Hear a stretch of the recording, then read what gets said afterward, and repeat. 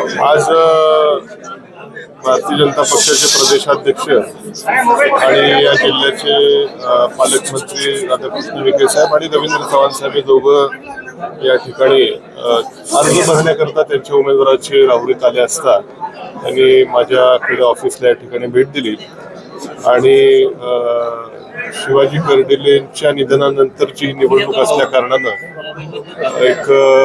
ही निवडणूक न लढण्याची त्यांनी या ठिकाणी विनंती केली. त्यांनाही मी सांगितलं की आम्ही भावना आमच्या देखील आहेत, परंतु जे काय 15 दिवस मी मतदारसंघात विशेषतः राहुरी तालुक्यात फिरताना या तालुक्याचे जे काय प्रश्न आहेत, या तालुक्याच्या अस्मिता असेल, प्रश्न असेल, समस्या असतील, त्याकरताच निवडणूक लढवणं हा उद्देश माझा त्या ठिकाणी होता. कारण की या तालुक्याला विधानसभेमध्ये प्रतिनिधित्व मागच्या 20 वर्षामध्ये फक्त 5 वर्ष मिळालेलं आहे. त्यात 2.5 वर्ष सरकारमध्ये, 2.5 वर्ष सरकारच्या विरोधामध्ये, आणि या तालुक्याचे काही महत्वाचे गहन प्रश्न निर्माण झालेले आहेत आणि त्याकरता निवडणूक लढवावी हा माझा आग्रह होता. त्यावर त्यांनी काय मुद्दे त्या ठिकाणी ऐकून घेतले आणि सध्या जे काही विशेष मुद्दे या तालुक्याच्या साठीचे आहेत, उदाहरणार्थ जो काही आमच्या KK रेंजचा भाग आहे त्याच्यामध्ये पुन्हा ॲम्युनिशन पार्कचं ॲक्विजिशन 7,000 एकराचं होणार असं पत्र आहे, त्यावर मात्र त्यांनी ठामपणे सांगितलं की आम्ही ते कॅन्सल करू, शक्यतो नसेल जरी असेल तरी आम्ही ते काय ॲक्विजिशन करणार नाही असं ठाम त्यांनी त्या ठिकाणी सांगितलं. या डॉक्टर तनपुरे सहकारी साखर कारखान्याचं NCDC कडे कर्ज प्रकरण मंत्रिमंडळाच्या बैठकीसमोर बहुतेक असणार आहे. त्या बाबतीत देखील स्वतः विखे पाटील साहेबच त्या मला वाटतं ते बोलणे कमिटीवर आहेत, त्यामुळे त्याच्या बाबतीत त्यांनी देखील सकारात्मक भूमिका त्या ठिकाणी दाखवलेली आहे. राहुरी नगरपालिकेला एक मोठ्या प्रमाणामध्ये रस्त्यांकरता आम्ही इथं आश्वासन दिलं होतं, त्याकरता देखील त्यांनी वरती बोलून सकारात्मकता दर्शवलेली आहे.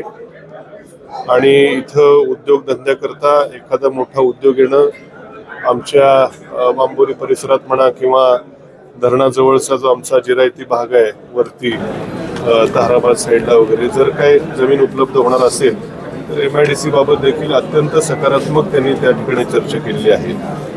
आणि आणखीन काय विषय होता? मुळा धरणाच्या देखील त्या ठिकाणी जे समन्यायी पाणी वाटप धोरणामुळे बऱ्याचदा मुळा धरणातलं पाणी हे जायकवाडीला सोडावं लागतं आणि इथल्या शेतीला मोठी अडचण येते. तर जवळपास 2.5 TMC गाळ त्या ठिकाणी आहे, तो देखील काढण्याबाबत देखील सकारात्मक उपाययोजना आधीच चालू केल्या त्यांनी सांगितलेलं आहे, जेणेकरून या मुळा धरणातलं पाणी आणखी त्या ठिकाणी तालुक्याला उपलब्ध होईल. अशा सर्व बाबींवरती अत्यंत सकारात्मक चर्चा झाली. मुख्यमंत्री महोदयांची देखील फोनवरती चर्चा त्यांनी घेऊन आणली. त्यामुळे या तालुक्याच्या विकासाच्या मुद्द्यावर निवडणूक जी लढवायची होती त्यावरती त्यांनी सर्व मुद्द्याला अत्यंत सकारात्मक प्रतिसाद दिलेला आहे.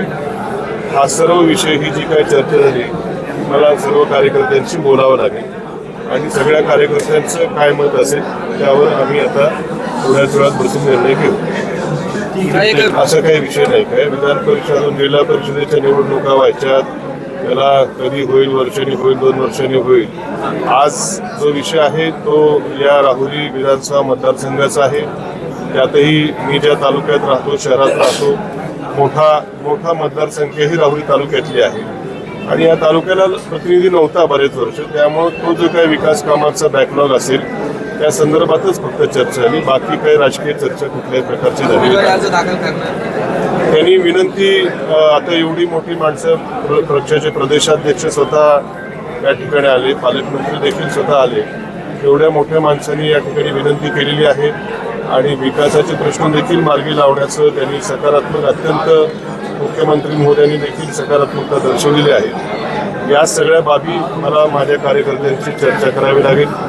अर्ज माझं भरून तयार आहे, पण ह्या सर्व आता एवढी मोठी माणसं जेव्हा आपल्याकडे येतात आणि ज्या मुद्द्यावर आपण निवडणूक लढवायचं म्हणतोय त्या मुद्द्यालाच त्यांनी हात घालून त्याला सोडवण्याचा जर विषय केला असेल तर मला माझ्या सर्व सहकाऱ्यांना विश्वासात घेऊन निर्णय घ्यावा लागेल.